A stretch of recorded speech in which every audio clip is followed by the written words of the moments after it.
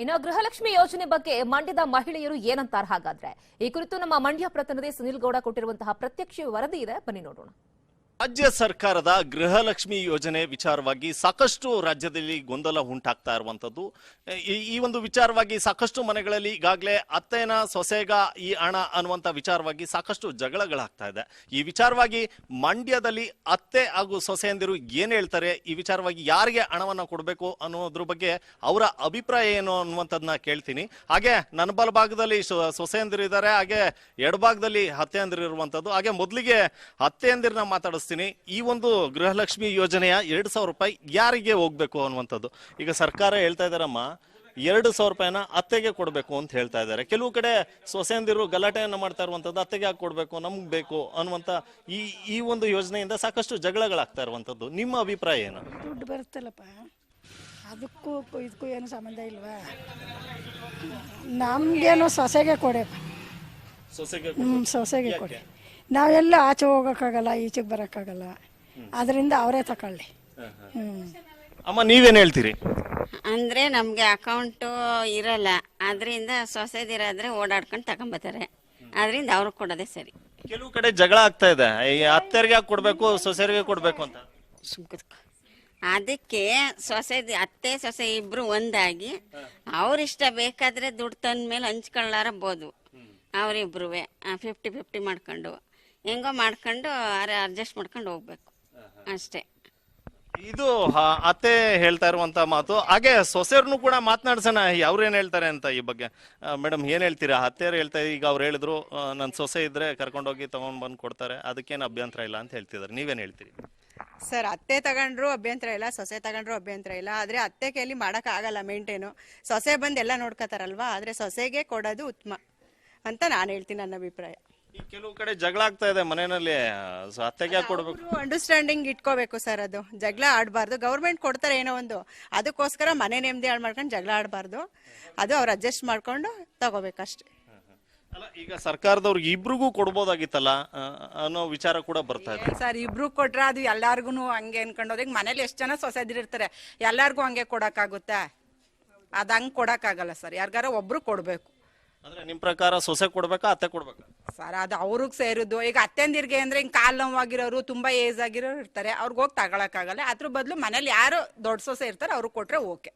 ಇದು ಮಂಡ್ಯದಲ್ಲಿ ಅತ್ತೆ ಹಾಗೂ ಸೊಸೆಯರ ಅಭಿಪ್ರಾಯ ಆಗಿರುವಂತದ್ದು. ಒಂದ್ ಕಡೆ ಅತ್ತೆಯರು ಹೇಳ್ತಾ ಇದ್ದಾರೆ ನಮ್ಗೆ ಓಡಾಡೋದಕ್ಕೆ ಕಷ್ಟ ಆಗುತ್ತೆ, ಸೊಸೆಯರಿಗೆ ಕೊಟ್ರೆ ಎಲ್ಲ ಒಂದ್ ಕಡೆ ಅವರು ಬ್ಯಾಂಕ್ಗೆ ಕರ್ಕೊಂಡು ಹೋಗುವಂತ ಕೆಲಸವನ್ನ ಮಾಡ್ತಾರೆ, ದುಡ್ಡು ತೆಗೆದು ಕೊಡುವಂತ ಕೆಲಸವನ್ನ ಮಾಡ್ತಾರೆ. ಹೀಗಾಗಿ ಸೊಸೆಯರಿಗೆ ಹಣವನ್ನ ಕೊಡ್ಲಿ ಅನ್ನುವಂತ ಮಾತುಗಳನ್ನ ಕೂಡ ಹೇಳ್ತಾ ಇರುವಂತದ್ದು. ಮಂಡ್ಯದಿಂದ ಸುನಿಲ್ ಗೌಡ, ನ್ಯೂಸ್ 18. ಇನ್ನು ಗೃಹಲಕ್ಷ್ಮಿ ಯೋಜನೆಯ ಹಣ ಯಾರಿಗೆ ಕೊಡಬೇಕು, ಅತ್ತೆ ಕೊಡಬೇಕಾ ಅಥವಾ ಸೊಸೆಗ ಅನ್ನೋ ಗೊಂದಲ ಇದ್ದೇ ಇದೆ. ಸೊ ಈ ಬಗ್ಗೆ ಬಳ್ಳಾರಿಯ ಮಹಿಳೆಯರು ನ್ಯೂಸ್ 18 ಜೊತೆಗೆ ಮಾತನಾಡಿದ್ದಾರೆ, ಬನ್ನಿ ನೋಡೋಣ. ರಾಜ್ಯದಲ್ಲಿ ಕಾಂಗ್ರೆಸ್ ಅಧಿಕಾರಕ್ಕೆ ಬಂದರೆ 5 ಗ್ಯಾರಂಟಿಗಳನ್ನು ನಾವು ಘೋಷಣೆ ಮಾಡ್ತೇವೆ. ಅದರ ಜೊತೆಗೆ ಘೋಷಣೆ ಮಾಡಿರ್ತಕ್ಕಂಥ 5 ಗ್ಯಾರಂಟಿಗಳನ್ನು ಕೂಡ ಜಾರಿ ಮಾಡ್ತೇವೆ ಅನ್ನೋ ನಿಟ್ಟಿನಲ್ಲಿ ಕೂಡ ಕಾಂಗ್ರೆಸ್ ಪಕ್ಷ ಕೂಡ ತಿಳಿಸಿತು. ಅದರಂತೆ ಈಗ ರಾಜ್ಯದಲ್ಲಿ ಕಾಂಗ್ರೆಸ್ ಅಧಿಕಾರಕ್ಕೆ ಬಂದಿರತಕ್ಕಂಥದ್ದು 5 ಗ್ಯಾರಂಟಿ ಕಾರ್ಡ್ಗಳ ಪೈಕಿ ಗೃಹಲಕ್ಷ್ಮಿ ಗ್ಯಾರಂಟಿ ಕಾರ್ಡ್ ಏನಿದೆ, ಅತ್ತೆಗೆ ಕೊಡಬೇಕಾ ಅಥವಾ ಸೊಸೆಗೆ ಕೊಡಬೇಕು ಅನ್ನೋ ನಿಟ್ಟಿನಲ್ಲಿ ಕೂಡ ಸಾಕಷ್ಟು ಚರ್ಚೆಗಳು ಕೂಡ ನಡೀತವೆ. ಹಣ ಏನಿದೆ ಅದು ಯಾರಿಗೆ ಕೊಡಬೇಕು ಅನ್ನೋ ನಿಟ್ಟಿನಲ್ಲಿ ಕೂಡ ಏನು ಹೇಳ್ತಾರೆ ಅಂತ ಅವ್ರನ್ನೇ ಮಾತಾಡ್ಸೋಣ. ಅತ್ತೆಗೆ ಕೊಡಬೇಕಾ ಸೊಸೆಗೆ ಕೊಡಬೇಕಾ, ತಾವೇನು ಹೇಳ್ತಾರೆ? ಮೊದಲಿಂದ ಅತ್ತೆ ಸೊಸೆ ತಾಯಿ ಮಗಳಿದ್ದಂಗೆ ಇದ್ದೀವಿ ನಾವು. ಮತ್ತೆ ಬಂದು ಬೇರೆ ಬೇರೆ ಅಂತ ಇಲ್ಲ, ಎಲ್ರಿಗೂ ಕೊಟ್ಟರೆ ಇಬ್ಬರಿಗೆ ಕೊಟ್ಟರೆ ಚೆನ್ನಾಗಿರುತ್ತೆ. ಒಂದು ವೇಳೆ ಅತ್ತೆಗೆ ಕೊಟ್ಟರೆ ಸೊಸೆ ಏನಾದರೂ ಸಿಟ್ಟಾಗ್ತಾರೆ, ಹೇಗೆ? ಆ ಭಾವನೆ ಬರಬಾರ್ದು ಒಂದು ಉದ್ದೇಶಕ್ಕೆ ಇಬ್ಬರಿಗೆ ಕೊಡ್ರಿ ಅಂತ ನಾವು ಹೇಳ್ತಾ ಇದ್ದೀವಿ. ಮೇಡಮ್ ನೀವೇನು ಹೇಳ್ತೀವಿ? ಒಂದು ಕುಟುಂಬದಲ್ಲಿ ಯಾರಿಗೋ ಒಬ್ರಿಗೆಲ್ಲ ಎಲ್ಲ ಮಹಿಳೆಯರಿಗೆ ಕೊಡ್ತೀವಿ ಅಂತ ಹೇಳಿದ್ದೀರಿ ಫಸ್ಟ್. ಈಗ ಅತ್ತೆ ಕೊಡ್ಲಾ, ಸೊಸೆ ಕೊಡ್ಲಾ, ತಾಯಿ ಕೊಡ್ಲಾ, ಮಗಳಿಗೆ ಕೊಡ್ಲಾ ಅಂತ ಕೇಳೋದು ಇದು ಚೆನ್ನಾಗಿಲ್ಲ. ಎಲ್ಲರಿಗೂ ಕೊಡೋ ವ್ಯವಸ್ಥೆ ಮಾಡಬೇಕು. ಸುಮ್ಮನೆ ಎಲ್ಲ ಹೇಳ್ತಾರಾಗಲಿ ಮಾಡಿ ತೋರಿಸಿದ್ರೆ ಅದು ಚೆನ್ನಾಗಿರುತ್ತೆ. ಕಾಂಗ್ರೆಸ್ ಪಕ್ಷದವರು ಎಲ್ಲರೂ ಅತ್ತೆ ಸೊಸೆ ಅಂದರು ಒಬ್ರು ಚೆನ್ನಾಗಿರ್ತಾರೆ, ಒಬ್ರು ಚೆನ್ನಾಗಿರಲ್ಲ. ಒಬ್ರು ಅತ್ತೆ ಮೇಲೆ ಸಿಟ್ಟಿರ್ತೈತೆ, ಒಬ್ರು ಸೊಸೆ ಮೇಲೆ ಸಿಟ್ಟಿರ್ತೈತೆ, ಒಬ್ರಿಗೊಬ್ರು ಅಂಡರ್ಸ್ಟ್ಯಾಂಡಿಂಗ್ ಇರೋಕ್ಕಲ್ಲ. ಎಲ್ಲ ಕುಟುಂಬದಲ್ಲಿ ಪ್ರತಿ ಮನೆಯಲ್ಲೂ ಜಗಳ ಅನ್ನೋದು ಇದ್ದೇ ಇರ್ತದೆ. ಮತ್ತು ಅದನ್ನು ತಿಳ್ಕೊಂಡು ಅವ್ರು ನಾವು ಮಾತು ಕೊಟ್ಟಿದ್ದೀವಿ, ಮಾತು ನುಳ್ಸ್ಕೋಬೇಕು ಅಂದರೆ ಅವ್ರು ಎಲ್ರಿಗೂ ಕೊಡಬೇಕು. ಈಗ ಅತ್ತೆ ಕೊಟ್ರೆ ಏನಾಗುತ್ತೆ, ಸೊಸೆ ಈಗ ನೀವು ಏನು ಹೇಳಿದ್ರಿ, ಮನೆ ಒಡೆತಿ ಅಂತ ಹೇಳಿದ್ದೀರಿ. ಮನೆ ಒಡೆತಿ ಅಂತಂದ್ರೆ ಇವಾಗ ಎಲ್ಲರೂ ಮನೆ ಒಡೆತಿಯರೇ ಆಗಿರ್ತಾರೆ. ಆದ ಕಾರಣ ಈಗ ಅತ್ತೆಯವ್ರಿಗೂ ವಯಸ್ಸಾಗಿರ್ತದೆ. ವಯಸ್ಸಾದ್ಮೇಲೆ ಆ ಸೊಸೆಯಂದ್ರನ್ನೇ ಅತ್ತೆಯಂದ್ರ ನೋಡ್ಕೋಬೇಕು. ಆದ ಕಾರಣ ಸೊಸೆಯಂದ್ರಿಗೆ ಕೊಡಬೇಕು ಅಂತೇಳಿ ಕೇಳ್ಕೊಳ್ತೀನಿ. ಎಲೆಕ್ಷನ್ ಟೈಮ್ನಾಗ ಮನೆ ಒಡೆತಿಯರಿಗಂತ ಕೊಡ್ತೀವಿ ಅಂತ ಹೇಳಿದ್ರಿ. ಎಲ್ಲರೂ ಮತ್ತು ಎಲ್ಲರೂ ಓಟ್ ಹಾಕಿರ್ತಾರೆ, ಎಲ್ಲರೂ ಓಟ್ಗಳು ಬಿದ್ದಿರ್ತದೆ ಅವರಿಗೆ. ಆದ ಕಾರಣ ಎಲ್ಲರಿಗೂ ಕೊಡಬೇಕು ಅಂತೇಳಿ ನಾನು ಕೇಳ್ಕೊಳ್ತೀನಿ. ನೀವೇನು ಹೇಳ್ತಾರೆ ಅಜ್ಜಿ? ನಿಮಗೆ ಕೊಡ್ಬೇಕಾ ನಿಮ್ಮ ಸೊಸೆ ಕೊಡ್ಬೇಕಾ? ಇಬ್ರಿಗೂ ಕೊಟ್ಟರೆ ಚೆನ್ನಾಗಿರುತ್ತೆ ಸರ್. ಇದು ಮತ್ತೆ ಸುಮ್ಮನೆ ಜಗಳಗಳು ಮಕತಾಪಗಳು ಆಗ್ತಾವೆ. ಹತ್ತಕ್ಕೆ ಕೊಟ್ಟರೆ ಸೊಸೆಗೆ ಸಿಟ್ಟು, ಸೊಸೆಗೆ ಕೊಟ್ಟರೆ ಹತ್ತಕ್ಕೆ ಸಿಟ್ಟು. ಇಬ್ರು ಕೊಟ್ಟರೆ ಒಳ್ಳೇದಾಗುತ್ತೆ ಅಂತ ನಾವು. ನೀವೇನು ಹೇಳ್ತೀರಿ?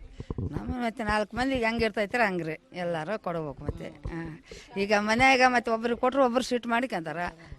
4 ಮಂದಿ ಹೆಂಗೆ ಇರ್ತೈತೆ ಹಂಗೆ ಮಾಡ್ಬೇಕ್ರಿ. ನೀವೇನು ಹೇಳ್ತೀರಿ? ನಿಮ್ಮ ಅತ್ತೆ ಕೊಟ್ಟರೆ ಇಬ್ರಿಗೂ ಕೊಟ್ಟರು ಒಳ್ಳೇದೇ, ಯಾಕಂದರೆ ಜಗಳ ಆಗಬಾರ್ದು. ಮುಂದೆ ನೀವೇನು ಕೊಟ್ಟು ಹೋಗ್ಬಿಡ್ತೀರಾ, ನಾಳಿದ್ದ ಮನೆಯಲ್ಲಿ ಅವರು ನಿಮಗೆ ಕೊಟ್ಟರು ನಮಗೆ ಕೊಟ್ಟರು, ನೀವೇ ಮಾಡು ನಾನೇ ಮಾಡ್ತೀನಿ, ನಿಮಗೆ ಜಾಸ್ತಿ ಇರೋದು ನಾನೇನು ಕೊಟ್ರಾ ಅಂತ ಜಗಳ ಆಗಬಾರ್ದು. ಅತ್ತೆಂದ್ರಿಗೆ ಅಂದರೆ ಅವ್ರಿಗೆ ಆರೋಗ್ಯ ಸರಿ ಇರಲ್ಲ, ಅವ್ರಿಗೂ ಬೇಕಾತತ್ತೆ. ಮನೆ ಸೊಸೆ ಅಂದರೆ ತಂದಾಕೋಬೇಕು, ಅವ್ರಿಗೂ ಬೇಕಾತತ್ತೆ. ಇಬ್ರಿಗೂ ಕೊಟ್ಟರೆ ಒಳ್ಳೇದಿರ್ತದೆ. ಇದು ಅತ್ತೆ ಮತ್ತು ಸೊಸೆ ಇಬ್ಬರಿಗೂ ಕೂಡ ಅಕೌಂಟಿಗೆ ಹಣ ಹಾಕಿದ್ರೆ ಒಳ್ಳೇದನ್ನೋ ಅಭಿಪ್ರಾಯವನ್ನು ಕೂಡ ವ್ಯಕ್ತಪಡಿಸಿದ್ದಾರೆ. ಬಸವರಾಜನಹಳ್ಳಿ, ನ್ಯೂಸ್ 18, ಬಳ್ಳಾರಿ.